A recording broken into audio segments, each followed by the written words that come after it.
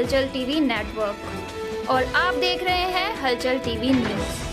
हर हलचल पर नजर, हर हलचल की खबर। नमस्कार दर्शक मित्रों, हलचल टीवी न्यूज़ में आपનું હાર્દિક સ્વાગત છે। અહો આશ્ચર્યમ, સરદાર પટેલની કર્મભૂમિ કરમસદ ખાતે વડાપ્રધાન મોદીના હર ઘર તિરંગા અભિયાન નિષ્ફળ। અખંડ ભારતના શિલ્પીની ભૂમિ પર સૂરજના કાળજે લાગ્યો ડાઘ। 78મા સ્વાતંત્ર્ય પર્વની ઉજવણી પૂર્વે વડાપ્રધાન મોદી દ્વારા હર ઘર તિરંગા તથા તિરંગા યાત્રાઓ યોજી પ્રબળ રાષ્ટ્રભક્તિ રાષ્ટ્રભાવના ઊભી કરવાના આયોજન કરવામાં આવતા હતા। છેલ્લા સપ્તાહથી આણંદ વહીવટી તંત્ર દ્વારા અભિયાન સફળ બનાવવા માટે કટિબદ્ધતા દર્શાવતા છતાં સરદાર પટેલની કર્મભૂમિ કરમસદ ખાતે સ્વાતંત્ર્ય પર્વ દિને જ મોદીના હર ઘર તિરંગાને નિષ્ફળ કરતા અખંડ ભારતના શિલ્પની ભૂમિ પર સૂરજને કાળજે ડાઘની સ્થિતિનું નિર્માણ પામ્યાની ચર્ચા ઉઠવા પામી છે તેવું લોકોમાં ચર્ચાતું સાંભળવા મળ્યું।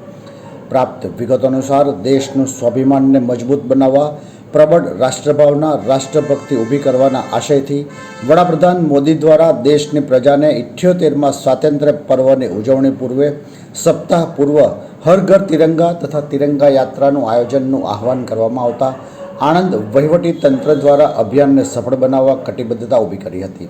પરંતુ આજે સ્વાતંત્ર્ય પર્વના દિને સરદાર પટેલની કર્મભૂમિ કરમસદ ખાતે વડાપ્રધાન મોદીના હર ઘર તિરંગાને નિષ્ફળ બનાવવામાં આવ્યું હોય તેમ સરદાર પટેલના નિવાસસ્થાનથી લઈ તેમની તળાવ ફરતે પ્રતિમા થઈ રહેણાંક સ્થળ ઉપરાંત શૈક્ષણિક સંસ્થાઓ ઉપર તિરંગો ન દેખાતા નિષ્ફળ બન્યાના પગલે અખંડ ભારતના શિલ્પની કર્મભૂમિ પર સૂરજના કાળજે ડાઘની સ્થિતિ નિર્માણ પામ્યાની ચર્ચા લોકોમાં ઉઠવા પામી હતી, જેની પાછળનું સંભવિત કારણ કરમસદને વિશેષ દરજ્જો તથા સરદાર મેમોરિયલને રાષ્ટ્રીય દરજ્જો આપવાની છેલ્લા દશકથી સ્થાનિક સ્તરેથી ઉઠેલ માંગ પર સરકાર ફક્ત લોલીપોપ આપી રહ્યાની સાથે આણંદને મહાપાલિકાનો દરજ્જોમાં સંભવતઃ કરમસદનો સમાવેશ થવાની સંભાવના વ્યક્ત થતાં સરદાર પટેલના અસ્તિત્વને ખંડન કરવાના પ્રયાસ કરવામાં આવી રહ્યાની લાગણી વ્યક્ત થતાં અભિપ્રાયથી અંતર રાખવામાં આવ્યું હોય તેની શક્યતાઓ જોવામાં આવી રહ્યાનું જાણવા મળ્યું છે।